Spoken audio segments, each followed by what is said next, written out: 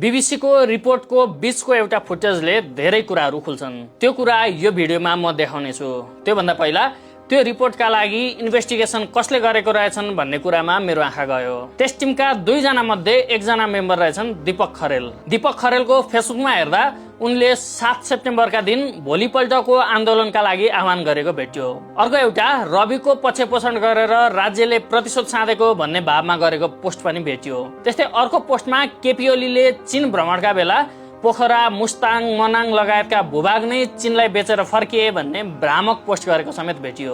अर्को एउटा स्ट्याटसमा सुदन गुरुङमाथि ठूलो भरोसा राखेको भावमा एउटा भिडियो शेयर गरेको भेटियो। सेप्टेम्बर 9 मा बालेन तिमी अब अघि बढ, देशलाई तिम्रो खाँचो छ, लिड द कन्ट्री भनेर लेखेको पनि भेटियो। यस्तै दोस्रो दिनको आन्दोलन भड्काउने खाले अरू थुप्रै पोस्टहरू उनको वालमा भेटियो। यिनै खरेलको इन्भेस्टिगेसनबाट त्यो रिपोर्ट बनेको भनेर भिडियोको अन्तिममा उल्लेख गरिएको छ। बीबीसी को अंग्रेजी रिपोर्टको 15 मिनेट 18 सेकेन्डमा एउटा फोटो आउँछ, 1 सेकेन्ड जति। त्यसलाई केलाएर हेर्दा त्यो दिनका धेरै कुराहरू खुल्छन्। त्यो 1 सेकेन्डको फोटोमा भएका विषयहरूलाई रिपोर्टभरि कहीँ पनि दिन पर्ने जति स्थान दिएको छैन।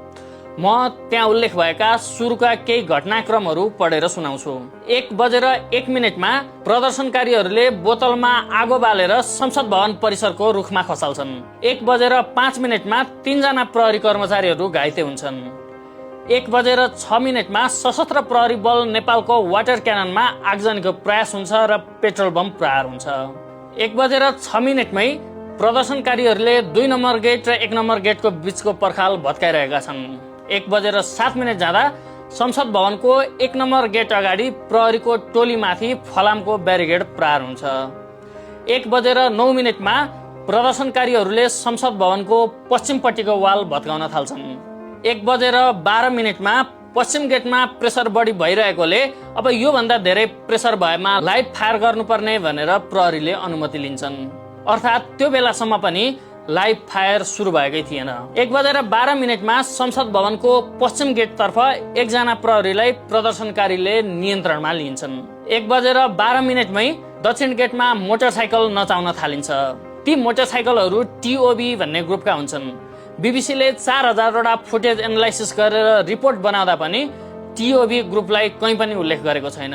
1:14 1 नम्बर गेट बाहिर आएको एपीएफ को र अर्को सिभिल एम्बुलेन्सलाई आगो लगाउने क्रममा सिभिल एम्बुलेन्स र एपीएफ को एम्बुलेन्सका चालकहरूले भागेर ज्यान जोगाउँछन् भने बाँकी 2 जना महिला सशस्त्र प्रहरी कर्मचारीहरूलाई एम्बुलेन्स भित्र नै आगो लगाउने प्रयास हुन्छ।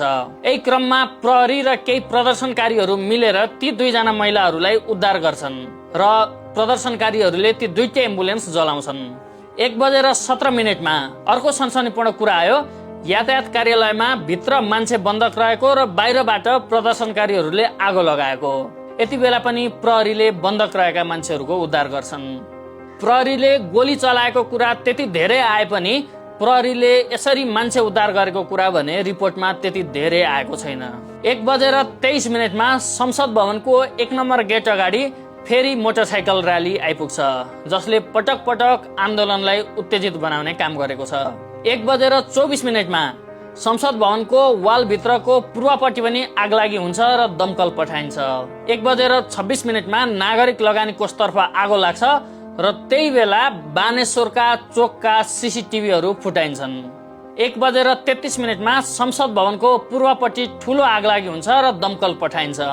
1:42 प्रदर्शनकारीहरूले पुलिसहरूलाई रक्ताम्य बनाएर मार्न लागेको कारण मेन गेटमा गोली हान्नुपर्ने अवस्था सृजना हुन्छ।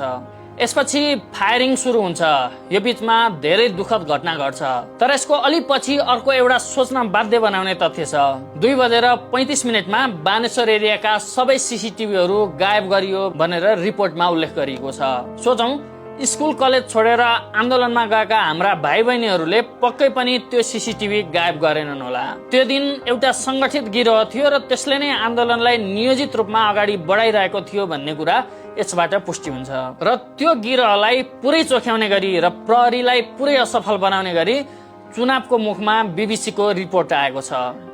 रिपोर्ट हेर्दा मन थाम्न सकिँदैन। यद्यपि एक दिन भावुक भए पनि आजैबाट त्यो रिपोर्टमाथि धेरै प्रश्नहरू उठ्न थालेका छन्। अझै मौन अवधिमा कति यस्ता रिपोर्टहरू आउने हुन् हेर्नै बाँकी छ। अब धेरै दिन छैन। यति 5-6 दिनसम्म सामाजिक सञ्जालमा आएका सबै सूचनाहरू फ्याक्ट चेक गरेर मात्रै विश्वास गर्नुहोला।